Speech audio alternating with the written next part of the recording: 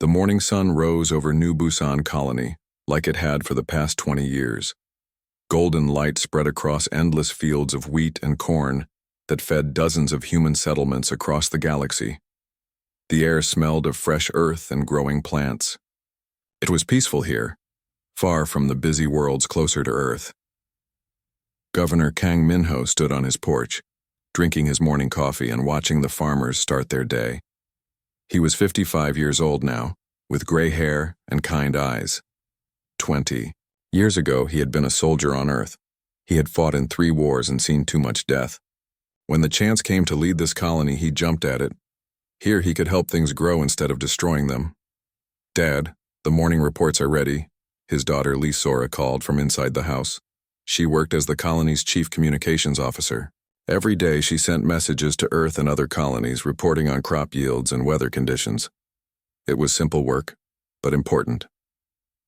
Kang Min-ho walked inside and found Sora at her desk, looking at screens full of numbers and charts.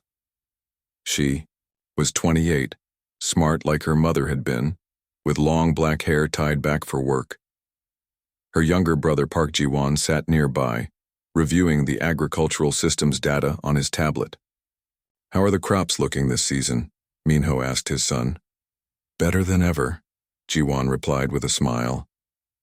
He was 25 and had studied farming on Earth before coming here. "The new irrigation system is working perfectly. We should have enough food to supply 6 more colonies this year." This was what made Min-ho proud. New Busan had started with just 5,000 people.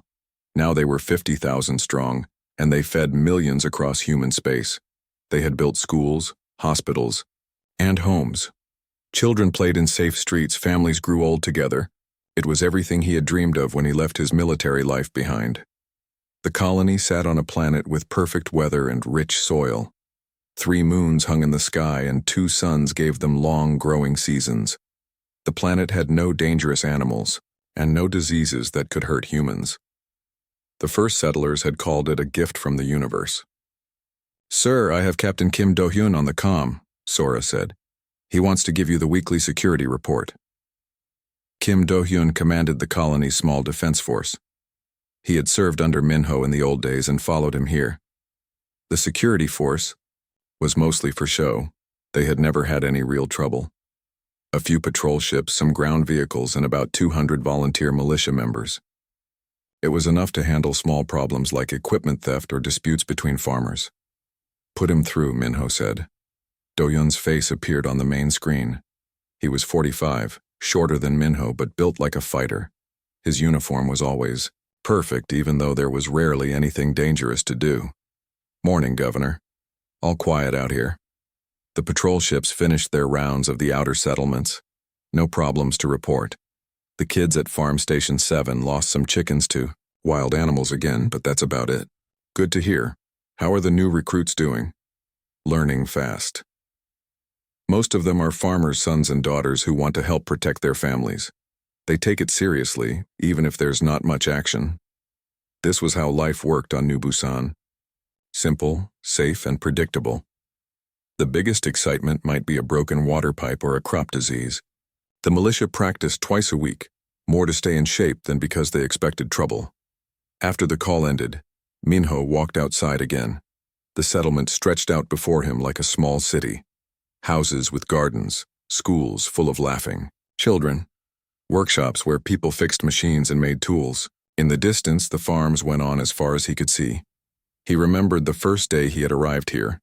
The planet had nothing but empty grassland and a few basic shelters. Now it was home to thousands of families. They had built something good here, something worth protecting.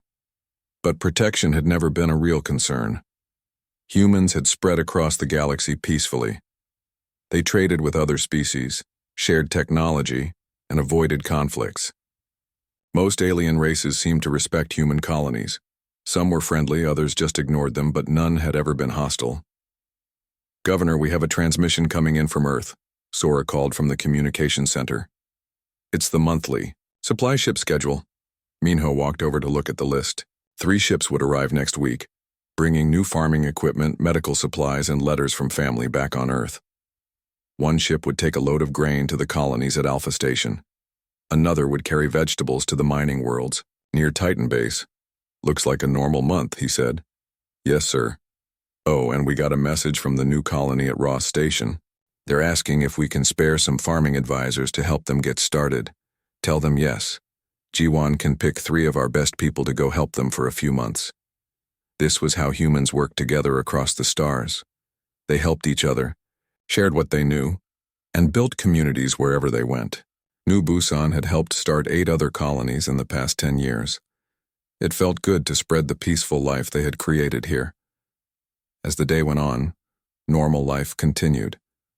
Children attended school where they learned about Earth history, science, and farming. Adults worked in the fields or maintained the colony's systems. In the evening, families gathered for dinner and shared stories about their day. Minho often walked through the town in the evenings, talking to people and listening to their concerns. Tonight he stopped by the school where his neighbor Mrs. Han taught the youngest children. She was worried about getting new books for the next term. "Don't worry about it," Minho told her. "I'll put in a request with the next supply ship. The kids need good books to learn from."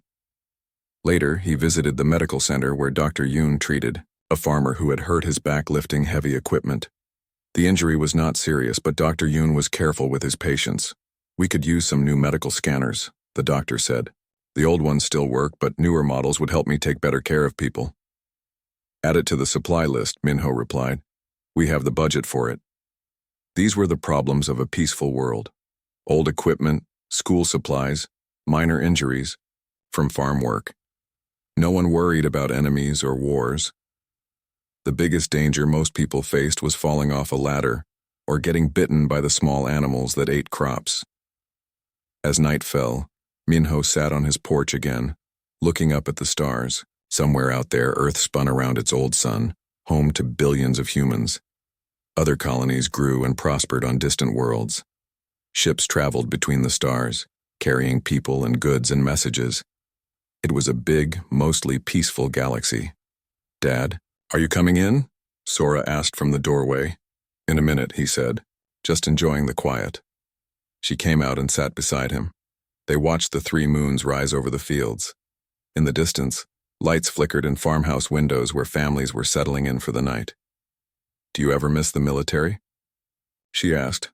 "Sometimes," he admitted. "I miss the friends I served with, but I don't miss the fighting. This is better, building things instead of destroying them, helping people live instead of watching them die."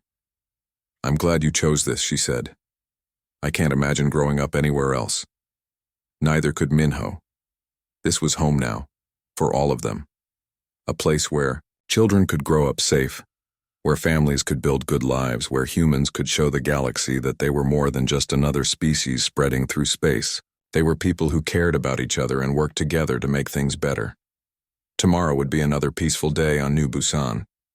The sun would rise over the fields, people would go to work, children would play, and families would gather around dinner tables to share their lives. It was a simple existence, but it was theirs. None of them knew that ships were already moving through distant space, heading their way with terrible intentions. The attack came at dawn on what should have been another peaceful morning. There was no warning, no demand for surrender, no chance to talk or negotiate. The alien ships simply appeared in the sky above New Busan like dark clouds bringing death. Sora was at her communication station when her screen started showing impossible readings. Ships were dropping out of hyperspace all around the planet, big ones armed with weapons that made her blood run cold. "Dad," she shouted toward Governor Kang Minho's office. "We have incoming ships, lots of them." Minho ran to her station and looked at the displays. 47 alien vessels surrounded their world, each one bigger than any ship he had ever seen. Their hulls were black and covered in weapon ports. These were not traders or explorers. These were warships built for one purpose. "Get Captain Kim on the comm right now," Minho ordered, his old military training taking over. "And send an emergency message to Earth. Tell them we're under attack." Sora's hands flew across her controls, but before she could establish contact, with Kim Do-yoon's patrol ships, the alien weapons fired. The sky lit up with energy beams that struck the 3 small human patrol craft. The ships exploded in brilliant flashes, gone in seconds along with their crews. Captain Kim Do-yun and his 30 officers died without even having time to send a distress signal. Their wreckage fell from the sky like burning rain. All patrol, ships destroyed, Sora reported, her voice shaking. I'm sending the emergency signal to Earth now. This is Governor Kang Minho of New Busan Colony. Minho spoke into the comm system. Unknown ships, please identify yourselves. We are a peaceful farming colony. We have no military targets, please respond. The answer came in the form of energy weapons firing on the town's power station. The building exploded, sending smoke and flames high into the air. Then the alien ships began targeting anything that looked important: the communications center, the hospital, the school. They're not here to talk, Minho said grimly. Sora, get that message to Earth out right now, before they destroy our transmitter. Sora worked frantically, her equipment sparking and failing as alien weapons hit buildings all around them. Finally, she got a signal through. Mayday, Mayday. This is New Busan Colony under attack by unknown alien forces. 47 warships attacking civilian population. They're killing everyone. Please send help. The transmission cut off as an energy beam struck the communications array on their roof. The building shook, throwing them to the floor. When Minho helped his daughter up, he saw tears in her eyes. Did the message get through, he asked. I think so. I hope so. Outside, the sounds of destruction grew louder. These aliens, whoever they were, had not come to conquer or capture. They had come to wipe out every human on New Busan. Minho's son, Park Ji-won, burst through the door, covered in dust and bleeding from a cut on his forehead. Dad, they're targeting the evacuation centers. The ships that tried to take people to the shelters. The aliens shot them down. They're killing families trying to escape. Through the windows, they could see civilian transports burning in the distance. The aliens were systematically destroying every ship that tried to leave the planet. Men, women, and children who had never hurt anyone were dying because they had been born human. We need to get people to the deep shelters, Minho said. The ones we built underground for storms. I already tried, Ji-won replied. The militia is doing what it can, but we only have light weapons. Nothing that can hurt ships like those. The building shook again as more energy beams struck nearby targets. Minho could hear screaming from the streets, people running in panic as their world burned around them. Sir, Sora said from her ruined communication station, I'm picking up transmissions from the attacking ships. It's not human language, but the computer is trying to translate. What are they saying? Something about making an example, showing other human colonies what happens when they expand into claimed territory. They're calling us vermin. Minho felt a cold rage building in his chest. These aliens were not just attacking them for resources or territory. They were killing 50,000 innocent people to send a message to other human colonies. Men, like him, who had left war behind to build peaceful lives. Women like his daughter who spent their days helping others. Children who had never seen conflict. The front wall of their building exploded inward. Through the smoking hole, they could see alien soldiers advancing down the street. They were tall, with gray skin and 4 arms, carrying weapons that fired, bolts of energy. Behind them, human bodies lay in the ruins of homes and shops. The shelter in the basement, Minho told his children. Go now. We're not leaving you, Sora said. Yes, you are. He pulled out an old service pistol he had kept from his military days. It would not do much against alien armor, but it was something. Get to the basement and stay there until the shooting stops. Ji-won grabbed his sister's arm. Come on, we can't help him by getting killed up here. They ran for the stairs as alien soldiers entered the building. Minho waited until he heard the basement door close, then stepped out to face the invaders. The aliens saw him and raised their weapons. He fired first, his bullets sparking off their armor but not penetrating. Their return fire burned through his chest, and he fell to the floor, thinking of his children and the peaceful life they had built. Here. In the basement, Sora and Ji-won huddled together as the sound of fighting moved through the building above them. They could hear their father's last shots, then silence. He's gone, Ji-won whispered. Sora was crying, But she was also working. She had brought a portable communication unit to the shelter, and she was trying to send another message to Earth. The signal was weak, but it might get through. New Busan colony under attack. They're killing everyone. Systematic extermination. Remember us. Remember what they did to us. The message repeated automatically, broadcasting into space on an emergency frequency, until alien soldiers found the basement and Sora's voice was silenced forever. But one person on New Busan survived the massacre. Choi Hyun-woo was a mining engineer working in the asteroid belt when the attack began. From his small mining ship, he watched in horror as the alien fleet systematically destroyed every human settlement on the planet. He saw the orbital weapons platforms fire down at the surface, turning farms into burning craters. He saw the alien ships hunt down every escape pod and transport that tried to flee. He saw them use some kind of chemical weapon that turned the air itself poisonous, killing anyone who had survived the initial bombardment. For 6 hours, Hyun-woo hid in the asteroid field and watched his home die. He saw his friends and co-workers burned alive. He saw the school where his niece had attended classes reduced to smoking rubble. He saw 50,000 humans exterminated like insects.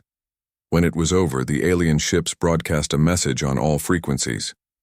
A cold, mechanical voice speaking perfect English.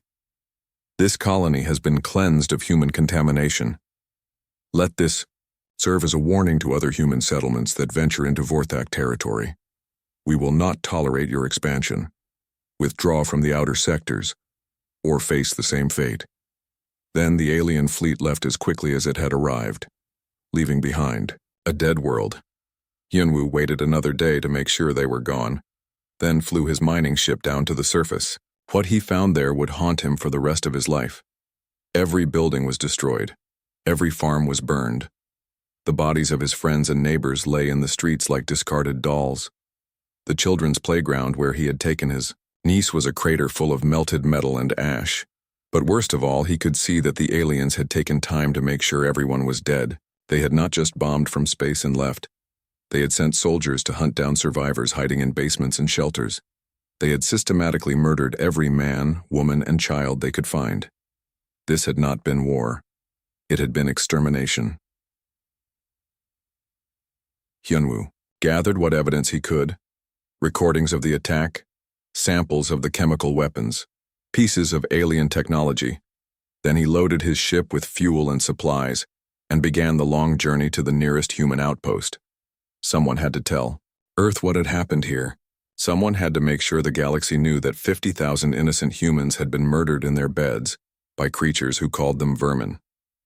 Someone had to make sure New Busan would be remembered, and that this crime would not go unpunished.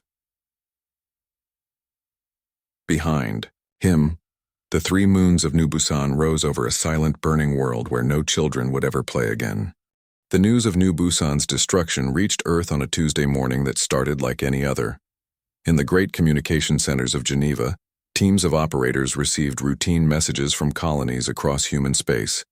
Crop reports, supply requests, birth announcements, and weather updates filled their screens in an endless stream of peaceful life. Then Choi Hyun-woo's ship limped into the Jupiter station, badly damaged from his desperate journey across hostile space. The mining engineer had barely survived 3 attacks by Vorthak patrol ships hunting for human survivors. His message was simple, but devastating. New Busan is gone. Everyone is dead. I have proof.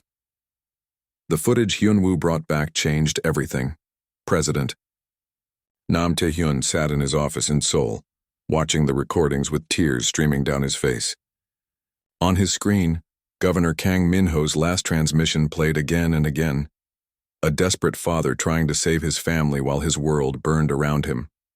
The images of destroyed schools, burning hospitals, and murdered children were too horrible to believe, but the evidence was undeniable. 50,000 people, Defense Minister Shin Mi-young said quietly. She had seen war before, but nothing like this. They killed 50,000 civilians to send us a message. Have we confirmed the details? President Nam asked. Everything checks out. Our intelligence people verified the recordings. The chemical analysis of the weapons matches what we found at the site. And we have independent confirmation from the Zalari trade ship that was passing through the system. They saw the whole thing but were too scared to interfere. President Nam stood up and walked to the window of his office. Outside, Seoul bustled with normal life. Millions of people going to work, children playing in parks, families living in peace. None of them knew yet that somewhere in distant space, aliens had decided that humans were vermin to be exterminated. "What do we know about these Vorthak?" he asked. General Yoon Sung-jae stepped forward. He was 50 years old, with gray hair, and the bearing of a professional soldier. He had spent his entire career preparing for a war he had hoped would never come. They're an empire based about 200 light-years from New Busan.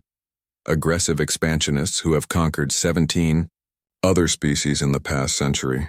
They use overwhelming force to destroy any resistance, then move in to claim new territory. And they think we're weak, President Nam said. It was not a question. Yes, sir. Our intelligence suggests they see human colonies as easy targets. We've been so focused on peaceful expansion that we look defenseless to a military power like theirs. President Nam turned back to face the room. His cabinet was assembled, the most powerful people in human government, all waiting for his decision. But he had already made up his mind the moment he saw the first images from New Busan. They murdered children, Sung-jae, babies, grandparents. They hunted down families trying to hide in basements and burned them alive. Yes, sir. And they did it to scare us. To make us run away from space we have every right to occupy. That appears to be their strategy. President Nam walked to his desk and picked up a photograph. It showed Governor Kang Min-ho at last year's Colonial Development Conference, smiling as he shook hands with other colony leaders. A good man who had left war behind to help things grow. They think we're weak because we chose peace, the president said. They think we're defenseless because we build farms instead of weapons. They think humanity will roll over and run when they threaten us. He set the photograph down and looked directly at General Yoon. Show them how wrong they are. Sir, I'm giving you unlimited authority to mobilize our military. Every ship, every soldier, every weapon we have. I want you to gather the biggest fleet in human history and teach these aliens what happens when they murder our people. Defense Minister Shin leaned forward. Mr. President, are you authorizing Project Deep Strike? I'm authorizing everything, Nam replied. Deep Strike, the reserve fleets, the hidden shipyards, all of it. I want every human with a weapon and a ship to understand that we are going to war. For the past 50 years, while human colonies spread peacefully across the galaxy, Earth had been preparing for exactly this moment. Hidden behind civilian corporations and disguised as research facilities, the greatest military buildup in human history had been taking place. Project Deep Strike was the ultimate expression of an old human saying, hope for the best, prepare for the worst. While diplomats talked peace and farmers grew food, military engineers had been designing weapons and building ships in secret bases scattered throughout the solar system. How many ships can we field? President Nam asked. Officially, about 10,000, General Yoon replied. Unofficially, 500,000. The number hung in the air like thunder. 500,000 warships built in secret and crewed by reservists who had trained for years while working normal civilian jobs. Teachers who were also fighter pilots. Farmers who were also tank commanders. Engineers who were also ship captains. And they'll all volunteer for this mission? The president asked. Sir, General Yoon said with absolute certainty, when the people see what happened to New Busan, you'll have more volunteers than ships.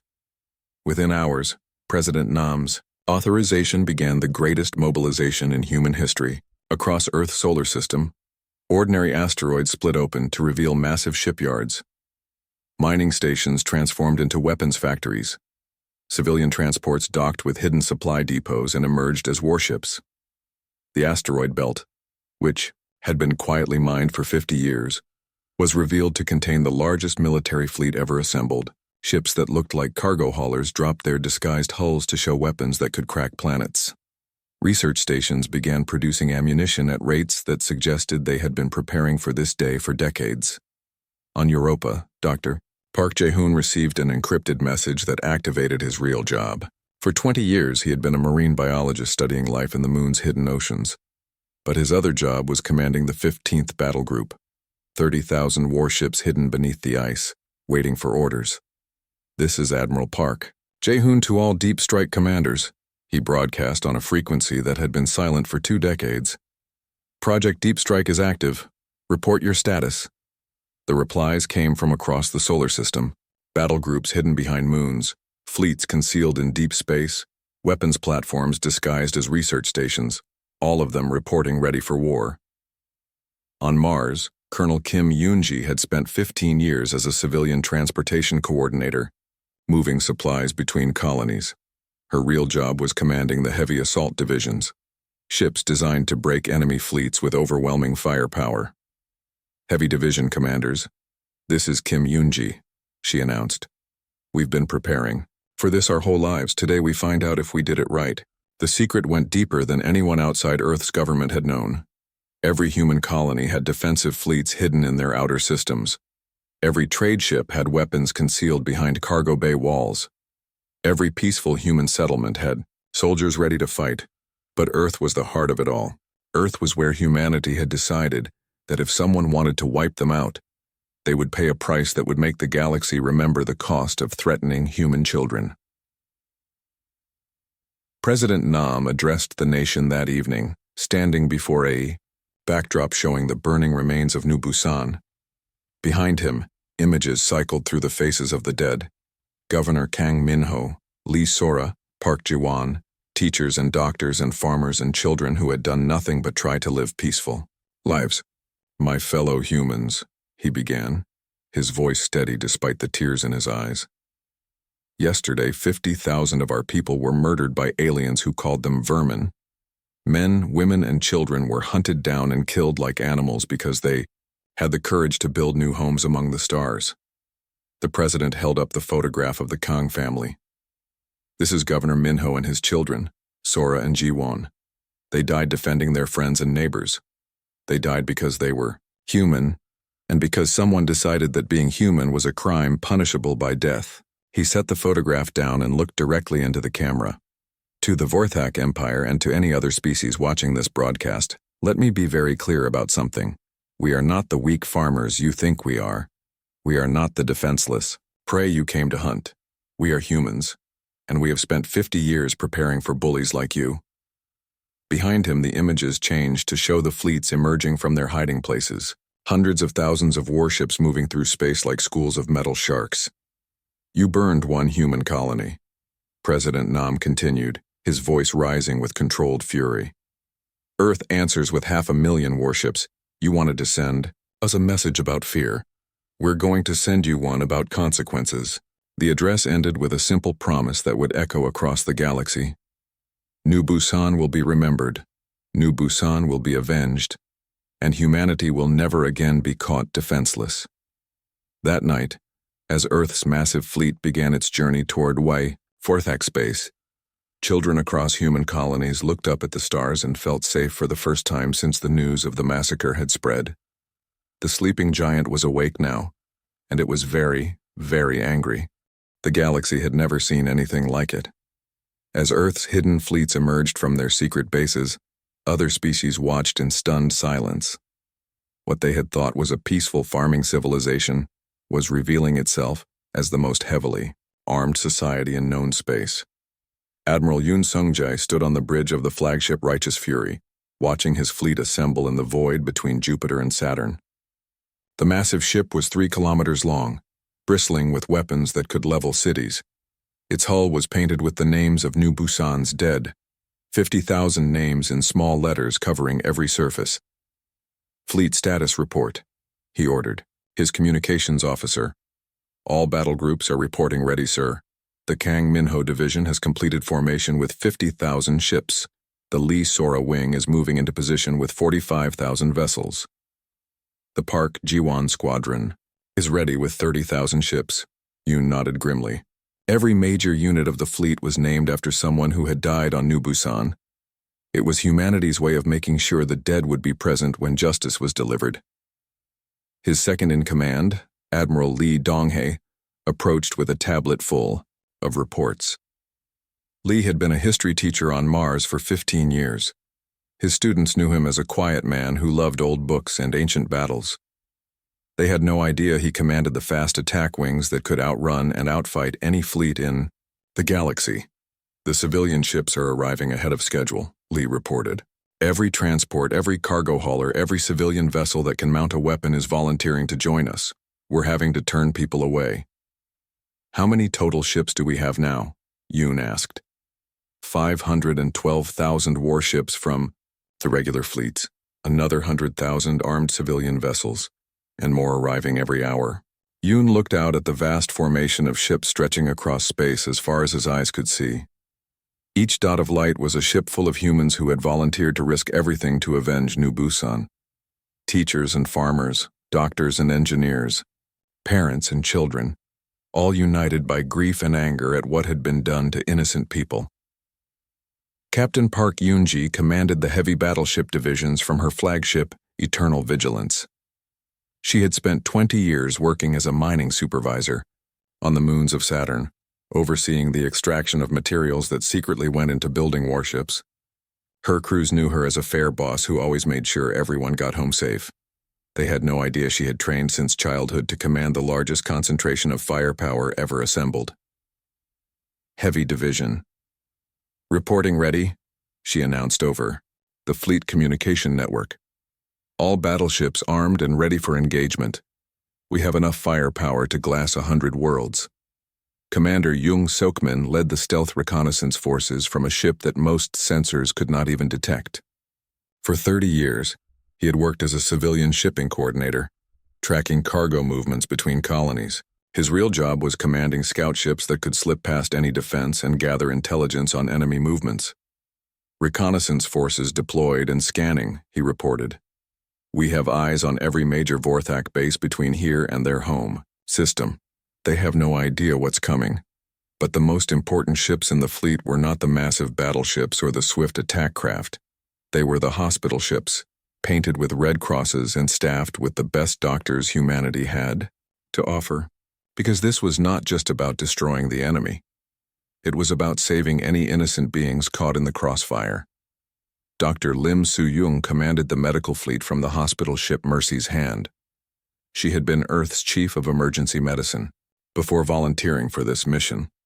Her ships were equipped to treat wounded soldiers and, if necessary, provide aid to alien civilians caught in the war zone. "Medical fleet standing by," she reported. "We're ready to treat our wounded and anyone else who needs help, even if they're not human." This was what made humanity different from the Vorthak, Yoon thought. Even in their anger, even seeking justice, for murdered children, they refused to become the monsters they were fighting. As the fleet continued to grow, reports came in from across human space. Every colony was contributing ships and volunteers. The mining world sent their industrial vessels converted into troop transports. The research stations sent their exploration ships equipped with military sensors. Even the agricultural colonies sent whatever they could spare. But the volunteers were not just coming from military reservists. Regular civilians were joining, in numbers that surprised even Earth's leaders. Families who had lost friends on New Busan, parents who feared for their own children's safety, young people who had grown up believing that humanity's peaceful nature made them weak, only to discover that peace and strength could coexist. Lieutenant Choi Min-soo had been a schoolteacher on the colony world of Hope Station. When news of New Busan reached his classroom, his students, teenagers who had never seen war, asked him what humans would do about it. "We'll show them that we're not weak," he had told them. "We're just patient." Now he commanded a destroyer, full of volunteers who had left their peaceful lives to ensure other children would never suffer New Busan's fate. The fleet's organization reflected humanity's approach to war. Instead of a rigid hierarchy based on military rank alone, commands were given to people who had proven themselves in civilian leadership roles. The teacher who could inspire students to learn became the admiral who could inspire crews to fight. The doctor who saved lives in peacetime became the strategist who would minimize casualties in war. The farmer who fed colonies became the logistics coordinator, who would keep the fleet supplied across vast distances. As the Armada took shape, intelligence reports came in about Vorthak reactions to humanity's mobilization. The aliens had initially dismissed the fleet buildup as typical human bluster, expecting them to back down once they saw the size of the Vorthak military. They still don't understand, Admiral Lee Dong-hae observed as he read the intercepted communications. They think this is about territory or resources. They don't realize we're here because they murdered children. Let them underestimate us, Admiral Yoon replied. It will make our job easier. The Vorthak Empire controlled over 300 star systems and commanded fleets numbering in the tens of thousands. They had conquered 17 other species through superior technology and tactical coordination. Their military leaders were experienced and confident, having never lost a major battle. But they had never fought humans before. They had never faced an enemy that would mobilize over 500,000 ships to avenge a single colony. They had never encountered a species that would spend 50 years secretly preparing for a war they hoped would never come. More importantly, they had never fought an enemy motivated not by conquest or greed, but by love for their families and determination to protect the innocent. As the fleet prepared to depart for Vorthak space, President Nam Tae-hyun visited the flagship to address the assembled commanders. He stood in the main briefing room surrounded by officers who had given up everything to be here. Their civilian careers, their peaceful lives, their safety. You carry with you the hopes of every human in the galaxy, he told them. But more than that, you carry the memory of 50,000 people who died simply because they were human. Governor Kang Min-ho and his children, the teachers and doctors and farmers of New Busan, the children who will never grow up because someone decided that being human was a crime. He paused, looking around the room at faces filled with determination and controlled anger. This is not a war of conquest. We don't want Vorthak territory or resources. This is a war of justice. We're going to show the galaxy that there are consequences for murdering innocent people. We're going to make sure no other species ever makes the mistake of thinking humans are easy prey. The president's final words became the fleet's unofficial motto: Remember New Busan, protect the innocent, come home safe. As Earth's armada began its journey across the stars, other alien civilizations watched with growing unease. The Zalari Republic, which had witnessed the New Busan massacre but been too afraid to intervene, quietly began sending intelligence to the human fleet. The Corvani Federation, which had lost colonies to Vorthak expansion, offered the use of their supply bases. Even species that had never interacted with humans before began reaching out with offers of support. The galaxy was beginning to understand that humanity's response to New Busan was about more than revenge. It was about establishing a principle that would protect every peaceful species from aggressive empires like the Vorthak. Admiral Yoon stood on his bridge as the jump to hyperspace began, watching 500,000 ships disappear into the swirling tunnel between stars. Behind them, Earth grew smaller until it was just another point of light. Ahead lay the Vorthak Empire and the reckoning it had brought upon itself. All ships, this is Admiral Yoon, he announced over the fleet communication network. We are humanity's answer to those who would murder our children and call us weak. We carry the memory of New Busan and the determination to ensure it never happens again. Let's go remind the galaxy why it's dangerous to threaten humans. The largest armada in galactic history disappeared into hyperspace, carrying with it the hopes of the innocent and the promise that justice delayed is not justice denied. The first Vorthak fleet died without understanding what was happening to them.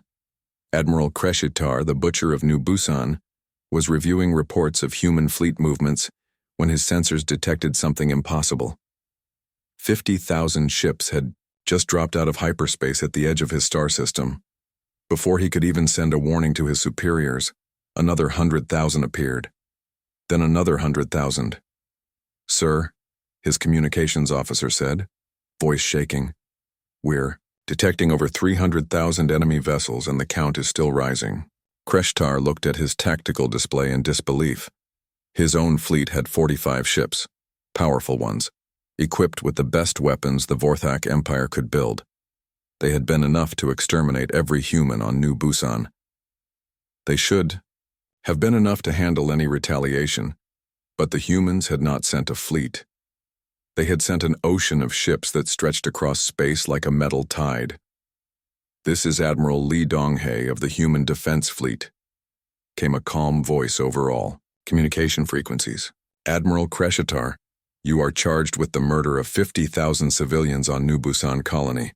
Surrender now and you will be given a fair trial. Resist, and you will be destroyed. Kreshitar snarled at the transmission. The humans still thought this was about law and justice, as if the universe cared about their weak moral concepts. All ships attack formation. Show these vermin what Vorthak weapons can do. It was the last order he ever gave. The human fleet did not charge forward in a wild rush. They advanced like a wall of metal and energy, their formation perfect despite the massive number of ships involved. When they opened fire, the sky lit up with more weapons than Kreshitar had ever imagined possible. His flagship Dominion had armor that could withstand the weapons of any known species. It lasted exactly 12 seconds under concentrated fire from 300 human ships. The entire Vorthak fleet was gone in less than 5 minutes. 45 ships that had terrorized a dozen species, reduced to glowing debris floating in space. The humans had not even slowed down. But Admiral Yoon's fleet was not here just to destroy military targets. They had come to dismantle an entire empire that thought murdering human children was acceptable. All ships, this is Admiral Yoon. Phase 1 is complete. Begin Phase 2 operations. Remember, we're here for justice, not genocide. Protect innocent civilians and focus on military targets. Across Vorthak space, the human fleet split into battle groups that struck simultaneously at dozens of star systems. They moved with coordination that amazed even their own commanders, as if the anger over New Busan had united them into a single weapon of justice. Captain Park Yoonji's heavy battleship divisions hit the main Vorthak military bases. Her ships were designed to break through the strongest defenses, and the Vorthak fortifications collapsed like paper under their assault. Space stations that had stood for centuries were reduced to scrap in minutes. Heavy division to all ships, she announced, as her battleships finished destroying the fortress at Vorthak Prime. Military targets neutralized, beginning search for civilian areas to protect. This was the difference between humans and the aliens who had destroyed New Busan. Even in their fury, even seeking justice for murdered children, the humans made sure to protect the innocent. Commander Jung Seokmin's stealth forces had been mapping Vorthak territory for weeks, identifying which worlds had military targets and which were purely civilian. His reconnaissance ships guided the main fleet to strategic points while helping Vorthak civilians evacuate from combat zones. Stealth Division reporting, Jung announced. We've located 3 refugee camps on the second planet, evacuating now with help from local authorities. The Vorthak had expected the humans to behave like conquerors, destroying everything in their path. Instead, they found human medical ships treating Vorthak wounded and human engineers helping repair civilian infrastructure damaged in the fighting. But while the humans showed mercy to innocents, they showed none to those responsible for New Busan's fate. The Vorthak High Command had gathered on their capital world, planning a counterattack that would drive the humans back and show the galaxy that the Empire was still strong. They never got the chance to launch it. Admiral Yoon's flagship Righteous Fury led 50,000 ships in a direct assault on the Vorthak capital system. The alien home fleet, numbering 8,000 vessels, was the pride of their empire. It had never lost a battle. It lasted 23 minutes against the humans. This is Admiral Yoon to the Vorthak High Command, he broadcast as the alien fleet burned around them. You ordered the massacre of innocent civilians. You called them vermin. You thought their deaths would frighten us into submission. The human ships moved into orbit around the Vorthak homeworld, their weapons trained on the military complexes below. The capital city, home to 50 million Vorthak civilians, remained untouched. We are not here to slaughter your people as you slaughtered ours. We are here to ensure that those responsible for New Busan face justice. Surrender now and your civilians will be protected. Continue to resist, and we will hunt down every ship, every soldier, every commander who participated in that massacre. The Vorthak Supreme Council had no choice. Their military was shattered, their fleets destroyed, and their empire collapsing around them. But more importantly, they were beginning to understand that they had not just attacked a human colony. They had awakened something in humanity that would not rest until justice was served. We surrender, came the transmission from the planetary surface. Please don't hurt our civilians. Your civilians are safe, Admiral Yoon replied. But your war criminals are coming with us. The trials began immediately. Using portable courtrooms on specially equipped ships, human judges and prosecutors worked around the clock to process the thousands of Vorthak military personnel who had participated in the New Busan massacre. The evidence was overwhelming. Video recordings of Vorthak soldiers hunting down human families. Audio logs of commanders laughing as they watched schools burn. Orders to cleanse the vermin and make sure no human survived to tell the tale. Most damning of all was Admiral Kreshtar's personal log, recovered from his flagship's wreckage. In his own words, he described the joy he felt watching human children die, and his plans to target more human colonies to teach the vermin their place. The galaxy watched the trials through news broadcasts that reached every civilized world. They saw human prosecutors presenting evidence with calm professionalism. They saw human judges ensuring that even the worst war criminals received fair hearings. They saw the families of New Busan's victims testifying not for revenge, but for justice. And they saw Choi Hyun-woo, the lone survivor of New Busan, standing before the court to describe what he had witnessed from his mining ship in the asteroid belt. They didn't just kill them, he testified, tears streaming down his face. They hunted them, families trying to hide in basements, children running for evacuation ships. They made sure everyone died, and they enjoyed doing it. The verdicts were unanimous. Admiral Kreshtar and 47 other Vorthak commanders were sentenced to death for genocide. Thousands of soldiers and officers received prison sentences proportional to their crimes. But the humans made it clear that this was not about revenge. It was about establishing a principle that would protect all peaceful species. The Vorthak people are not our enemies, President Nam Tae-hyun announced during the closing ceremonies. They are victims of leaders who chose conquest over cooperation, violence over diplomacy. We will help them rebuild their society and rejoin the galactic community as peaceful partners. True to their word, the humans did not occupy Vorthak territory or demand tribute. Instead, they helped establish a new Vorthak government based on democratic principles and respect for other species. Human medical ships treated Vorthak wounded. Human engineers helped rebuild infrastructure. Human teachers helped establish schools that would teach Vorthak children about the importance of peace. But the message had been sent across the galaxy in terms no one could misunderstand. The species that built farms and schools across the stars had also built the most powerful military force in known space. They had used it with restraint and mercy, but they had used it decisively. Other aggressive empires took notice. The Corvan hegemony, which had been planning attacks on several peaceful colonies, quietly canceled their expansion plans. The Threxian Dominion opened diplomatic talks with species they had previously threatened. The Velos Confederacy announced they were converting military shipyards to civilian use. The lesson of the Vorthak Empire was clear. Peaceful species were not defenseless, and those who thought they were would pay the price. As the human fleet prepared to return home, Admiral Yoon stood on his bridge one last time, looking out at the 500,000 ships that had answered their galaxy's call for justice. Teachers and farmers, doctors and engineers, parents and children, all had left their peaceful lives to ensure that what happened to New Busan would never happen again. Mission accomplished, he announced to the fleet. New Busan has been avenged. The innocent are safe. Justice has been served. All ships, prepare for the journey home. Behind them, the former Vorthak Empire began the long process of rebuilding as a peaceful member of the galactic community. Ahead lay Earth and the colonies where human children could once. 5 years after the Vorthak War, the galaxy had learned to think of humans differently.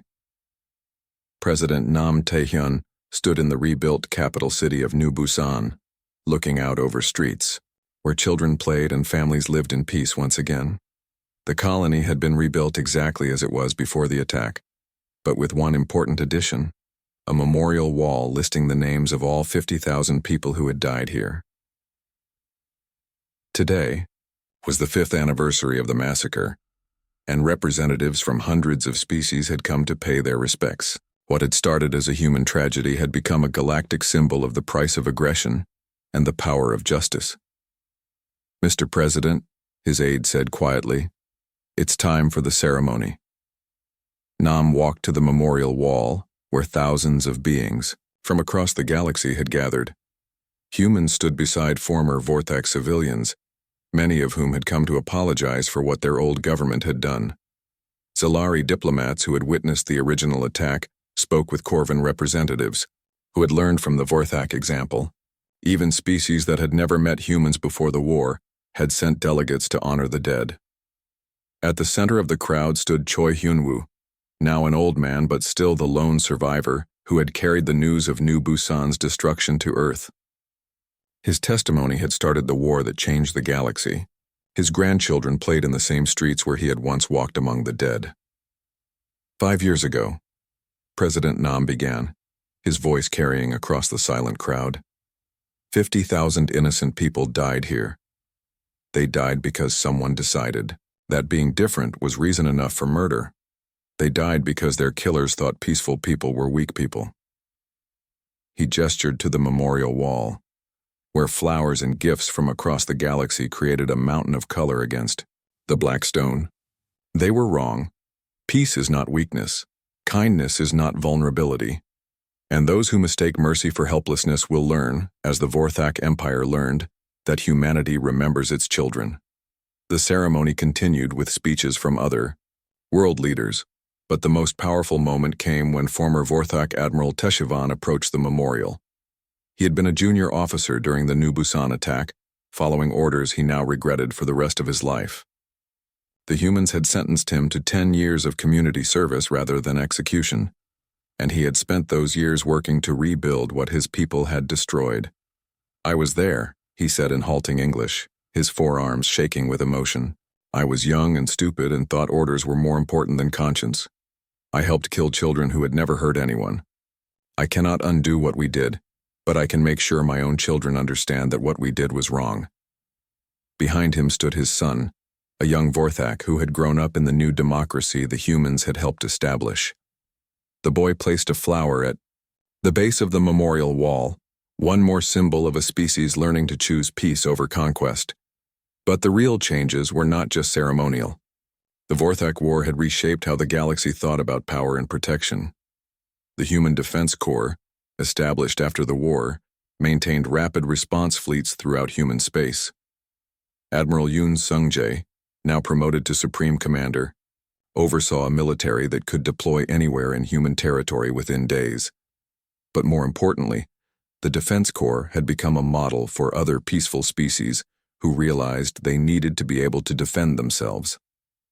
The Zalari Republic had built their own defense fleet based on human designs. The Akari Federation had established military academies that taught both strategy and ethics. Even the pacifist gentle people had created armed merchant vessels that could protect trade routes from pirates and raiders. "We learned from your example," Zalari Ambassador Kestu told President Nam during a private meeting. "Peace is precious, but it must be protected by those strong enough to defend it." The economic changes were just as dramatic. Species that had spent centuries fighting each other began trading instead. The threat of human intervention, not conquest, but justice, had made aggressive expansion too expensive for most empires. It was easier and more profitable to build relationships than to build weapons. The former Vorthak worlds had become a showcase for this new approach. Under their democratic government, they had transformed from a military empire into a major trade hub. Their shipyards, once devoted to building warships, now produced civilian vessels that carried goods between star systems. Their soldiers had become engineers and teachers. "We were taught that conquest brought glory," former Vorthak General Morketh explained to a group of visiting students.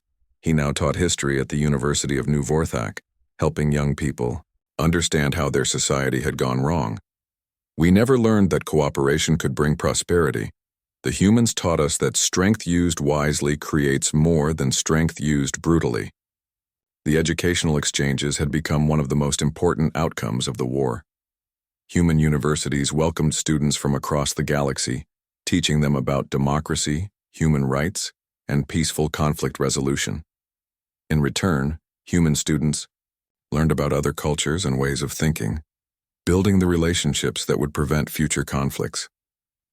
Kim Jae-ho, Choi Hyun-woo's grandson, was one of those students. At 22, he was studying interstellar diplomacy at the Academy on Mars, preparing for a career in the galactic service. His grandfather's survival had saved humanity's knowledge of what happened at New Busan. Now Kim was working to make sure nothing like it ever happened again. Grandfather always told me that survival was not enough, Kim said during his graduation speech. We have to make survival meaningful by building something better than what came before. The human defense Corps had evolved beyond just military protection. Their ships carried medical supplies to disaster zones, their engineers helped build infrastructure on developing worlds, and their diplomats worked to resolve conflicts before they could become wars. Captain Park Min-jae, formerly a teacher on the colony world of Hope Station, now commanded a Defense Corps cruiser that patrolled the border regions where new species were first encountered. His ship carried weapons that could destroy fleets, but it also carried teachers, doctors, and engineers who helped new civilizations join the galactic community peacefully. We show them that humans are strong enough to protect ourselves and generous enough to help others, he explained to his crew. That combination is what makes other species want to be our friends instead of our enemies.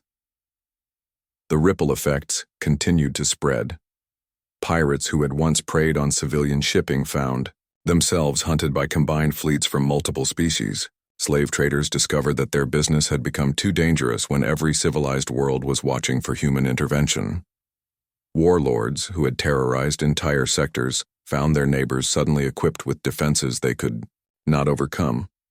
But perhaps the most important change was in how conflicts were resolved. The Galactic Mediation Service, established with heavy human participation, had become the preferred method for settling disputes between species. Rather than fighting wars that might attract human attention, most civilizations chose negotiation and compromise. The humans proved that justice delayed is not justice denied, explained Chief Mediator Yeltani of the Zirian Consortium. No one wants to be on the wrong side of a species that will mobilize 500,000 ships to protect innocent people. On Earth, the changes were more subtle, but equally important. The secret military buildup was no longer secret, and humanity had embraced its role as the galaxy's protector of the innocent. But they had also learned to balance that responsibility with their peaceful nature. The shipyards that had once hidden behind asteroid disguises now operated openly, building both warships and exploration vessels. The reservists who had trained in secret now served openly in the Defense Corps, proud of their dual role as protectors and builders. President Nam, now in his second term, had overseen the transformation of human civilization from hidden warriors to open guardians. In his final State of the Union address, he reflected on what the galaxy had learned from New Busan. We never wanted to be the galaxy's police force, he said. We wanted to be farmers and teachers, builders and dreamers. But sometimes, if you want to protect the dreamers, you have to be strong enough to stop the nightmares. He looked directly into the camera, knowing his words would be broadcast to every inhabited world in the galaxy. To any species watching this, know that humanity still prefers peace to war, cooperation to conquest, building to destroying. But also know that we will never again allow innocent people to be murdered simply because someone thinks they are weak. The president's final words became humanity's promise to the galaxy. We are gardeners and warriors, teachers and soldiers, builders and protectors. We will help you grow, but we will not let you be destroyed. That is humanity's gift to the stars. As war, the ceremony at New Busan concluded. Children from dozens of species played together in the memorial gardens, their laughter echoing where screams had once filled the air. Above them, human Defense Corps ships patrolled silently, ensuring that the galaxy's children could play safely under alien suns. The new galactic order was not built on fear of human power, but on trust in human justice. It was not maintained by threats of destruction, but by